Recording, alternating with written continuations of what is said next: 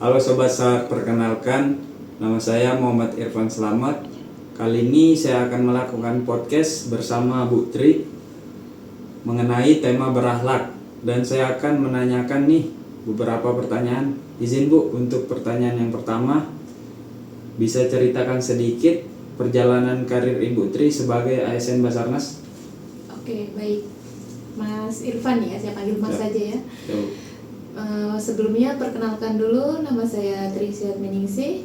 Saya bergabung di Basarnas dari tahun 2009. Awal masuk di Basarnas saya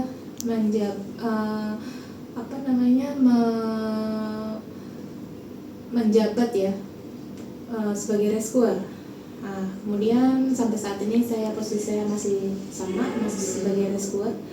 Cuma yang dahulu awal masuk dulu rescuer masih jadi belum fungsional, jadi masih umum. Jadi setelah beberapa tahun kemudian ada perubahan, kemudian untuk rescuer sendiri ini kemudian difungsionalkan. Jadi pada saat umum dulu jadi naik pangkat itu berkala per 4 tahun sekali, tapi setelah berubah menjadi fungsional kita tidak harus 4 tahun sekali, bisa jadi 2 tahun sekali, 3 tahun sekali, 4 tahun sekali, bahkan bisa 5 atau 6 tahun baru bisa naik pangkat, tergantung dari capaian hasil kinerja kita. Seperti itu. Kemudian saya dari awal masuk dari CPNS 2009, kemudian PNS 2010 sudah keluar SK PNS saya. Sebelum keluar SK saya ada kegiatan yang harus ditempuh atau wajib. Salah satunya itu kalau dulu namanya prajabatan ya, mungkin kalau sekarang berubah nama menjadi latsar ini. Nah, jadi ada latsar sama ladas. Jadi kalau misalnya dalam waktu 2 tahun belum bisa mengikuti prajabatan atau latsar, kita belum bisa diangkat menjadi pegawai negeri yang 100%. Jadi bisa jadi kita tidak jadi diangkat lagi, seperti itu. Kemudian ladas, jadi untuk mencapai 100% itu harus ladas dan pansar, salah satunya itu. Kemudian selanjutnya saya di 2010 sudah 100%, kemudian saya masih menduduki sebagai rescuer. Sampai saat ini saya menjabat sebagai rescuer terampil. Jadi rescuer terampil, dari rescuer sendiri itu ada rescuer pemula, rescuer terampil, kemudian rescuer mahir dan rescuer penyelia.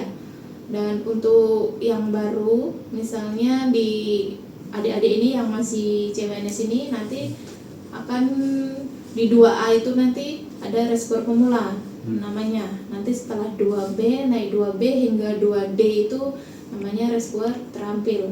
Nanti ketika mau naik ke rescuer mahir dari 2D ke 3A itu ada tesnya lagi. Tapi untuk saat ini saya belum, karena poin saya belum cukup. Jadi saat ini saya masih di rescuer terampil. Itu sedikit perjalanan karir saya di Basarnas untuk sampai saat ini. Jadi sampai saat ini saya masih di rescuer terampil. Baik Bu, untuk yang kedua, bisa ceritakan pengalaman Ibu selama bekerja di instansi Basarnas terkait nilai-nilai berakhlak. Pengalaman ya.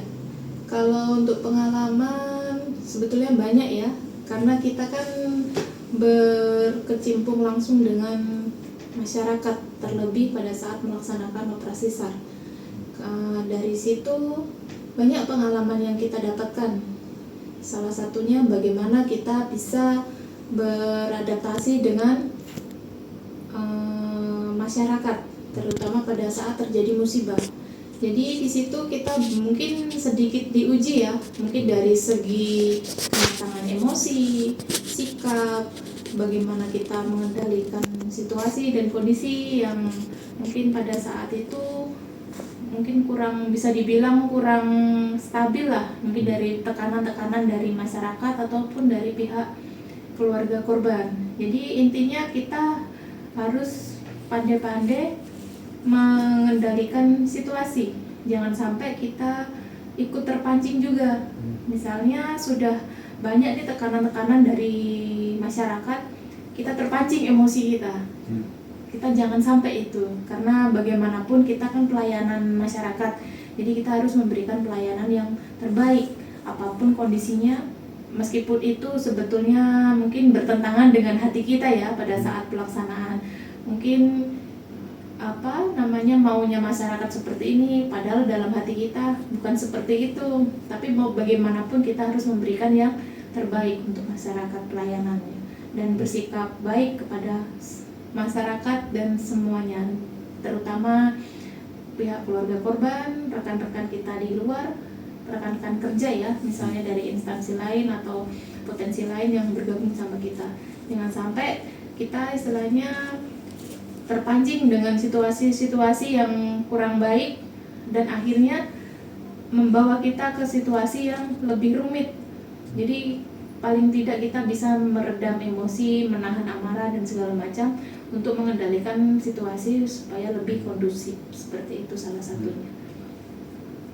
Kemudian Bu, untuk pertanyaan berikutnya, apa yang menjadi kendala dalam menerapkan nilai-nilai berakhlak khususnya di instansi Basarnas Bu? Kalau dibilang kendala itu sebetulnya ya bukan kendala sih Mas Irfan. Mungkin begini, contoh ya, misalnya ini di setiap pergantian pimpinan itu pasti ada perubahan di situ. Misalnya perubahan peraturan, perubahan kebijakan. Sebetulnya itu bukan kendala, tapi tergantung kita bagaimana menyikapinya. Jadi kalau misalnya mungkin di awal yang tadinya mungkin ketemu pimpinan kita yang tadinya langgeng, anteng gitu, tiba-tiba ganti pimpinan kok ada yang berubah, ada yang ada yang diganti peraturan yang tadinya begini tiba-tiba diganti. Ya itu tergantung kita bagaimana menyikapinya. Tapi selama kita bisa mengikuti, ya itu sebenarnya bukan jadi kendala bagi kita. Mungkin cukup di awal aja, mungkin agak berat mungkin ya. Tapi nanti berjalan seiring waktu semuanya sudah menjadi hal yang wajar dan hal yang biasa. Jadi bagi kita itu bukan kendala lagi jadinya.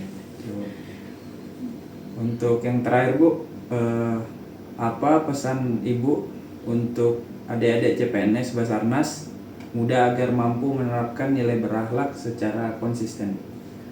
Ya, ini untuk pesan untuk adik-adik CPNS depannya, ya satu, tetap giat belajar. Yang kedua, tetap menjaga kesopanan, menjaga loyalitas terhadap pimpinan, terhadap rekan-rekan, terhadap senior, terhadap teman-teman yang di luar dari kita. Jadi kalau misalnya jangan cepat merasa puas. Misalnya sudah bisa, jangan cukup sampai di situ, karena istilahnya kejarlah ilmu setinggi-tingginya. Jadi ibaratnya kalau misalnya sudah pintar dalam bidang itu, jangan cukup berpuas di satu bidang aja, karena Basarnas ini cakupannya luas. Jadi tidak menutup kemungkinan kita bisa suatu saat bisa berkarir seperti pimpinan-pimpinan kita, senior-senior kita yang sudah hebat-hebat. Jadi kita harus tetap rendah hati, tetap jaga sikap, sopan santun, tetap loyal pada pimpinan, tetap mengedepankan pelayanan yang baik untuk masyarakat, dan menjaga segala apa yang diamanatkan sama kita. Itu aja pesannya untuk adik-adik. Baik Bu, terima kasih untuk podcastnya hari ini. Mungkin itu dari saya, sekian dan terima kasih. Kurang lebihnya mohon maaf. Assalamualaikum warahmatullahi wabarakatuh.